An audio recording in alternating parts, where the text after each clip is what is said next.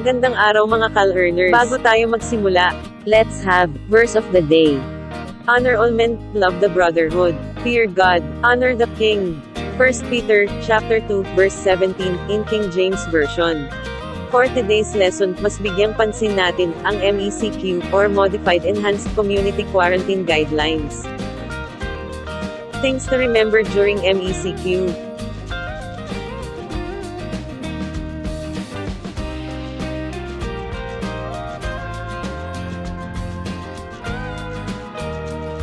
The MECQ guidelines was based on IATF Resolution 109A.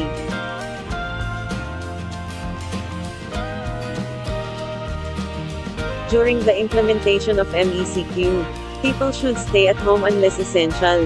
Below 18 and above 65 years old, with health risk and pregnant women, must stay at home. Ibig sabihin, maaari lamang lumabas ang mga nasa edad 19 up to 64 years old without any health risk or not pregnant. When we talk about the individual outdoor exercises, during MECQ implementation, it is allowed only within your general area of residence. Meaning to say, pwede ka pa rin tumakbo or kahit anong exercise activity na gusto mo, yun nga lang, dapat malapit lang sa lugar ninyo or sa barangay ninyo. In public transportation, it is allowed according to DOTr protocols. Using of bike and walking are encouraged. DOTr means Department of Transportation. Palagi tayong mag-ingat lalo na ang mga commuters sa panahon ngayon. Stay safe palagi mga Cal-earners. Hanggat maaari iwasang lumabas kung hindi naman kailangan.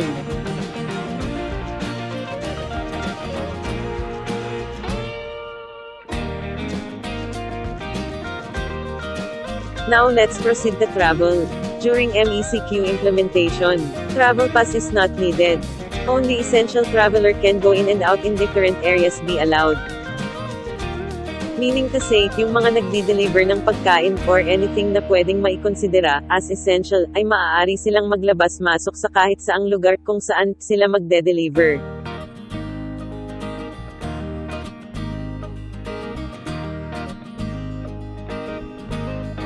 In terms of gatherings, it will be depend on their venue capacity. In religious gatherings, they can allow only about 10 to 30% of their members based on their venue capacity. Gatherings outside of the residence are prohibited. Only provision of health and humanitarian services are allowed. In terms of wakes and funerals, only immediate family members only can participate. Sa panahon natin ngayon, iwasan muna natin mag-party or mag-imbita ng maraming bisita. In terms of establishments, supermarkets, drugstores, hardware stores, pet food, pet care, banks, service providers, and retail stores are allowed during MECQ implementation. While entertainment venues, leisure, tourism, sports, and personal care services are not allowed this time. Pwede naman tayong maglibang sa loob ng ating bahay. Yun nga lang, bago maglaro make sure na tapos na tayo sa mga gawaing bahay at sa eskwelahan.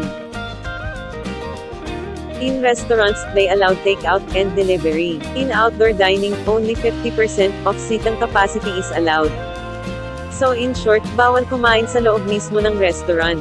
Upang maiwasan natin ang paglabas ng bahay, maaari tayong mag-order online upang kahit nasa bahay tayo ay mabili pa rin natin ang gusto nating food. Pwede tayong umorder sa mga online shops and online sellers. Dahil din sa panahon ngayon, dumami ang friends natin sa Facebook na naging mga online sellers. During MECQ implementation, only hotels and accommodations with valid DOT accreditation is allowed. Pwedeng mag-hotel ngayon, lalo na ang mga OFW at ang ating mga health workers. Laging sundin ang ating mga health protocols, lalo na kung nasa ibang lugar. In terms of government, in the Philippines, it is fully operational, with skeleton workforce on site, and remainder, on alternative work arrangement. Ibig sabihin, tuloy pa rin ang serbisyo ng gobyerno, yun nga lang online, dahil skeleton work arrangement. Ibig sabihin, hindi araw-araw kailangang pumasok ng isang employee na nagtatrabaho sa gobyerno. Kung may nais tayong itanong or sabihin sa anumang ahensya ng gobyerno, maaari tayong makipag-ugnayan sa pamamagitan ng pag-email sa kanila through their Facebook page or website. Next is curfew. According to the IATF, people should not go outside from 8 p.m. up to 5 a.m. While a court or authorized person outside residence quarters, cargo vehicles and public transportation can still go outside and operate, even if it's already way beyond on the curfew hours. Laging tandaan, sumunod sa ipinapatupad na curfew, sa inyong lugar nakasunod ka na nakaligtas ka pa sa panganib sa labas ng bahay. Additional MECQ guidelines in Bulacan Province. It is according to the Executive Order No. 12 of Governor Daniel Fernando.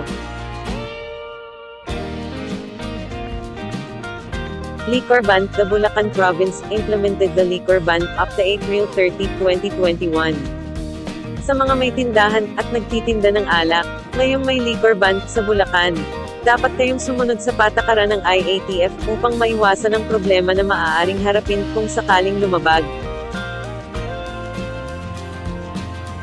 There will be mandatory of wearing face mask and face shield, and stricter implementation of social distancing.